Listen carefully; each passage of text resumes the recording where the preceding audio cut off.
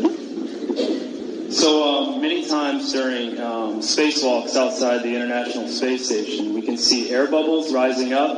Can you touch on how there are air bubbles in space? Can you be more specific? Air bubbles? So yeah, like a lot of times during the footage, the NASA footage, you can see bubbles coming up out of the helmets or kind of from underneath you. How do you explain bubbles in space?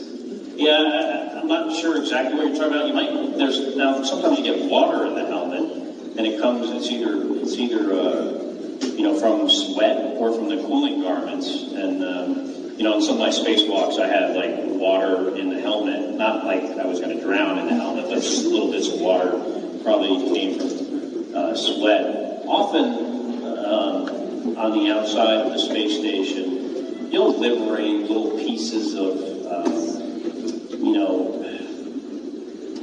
it's a really harsh environment out there, and the outside of the space station gets beat up pretty good. And sometimes, you'll see just little flecks of paint or something that you might have disrupted floating away from the suit. And, that's generally what that is.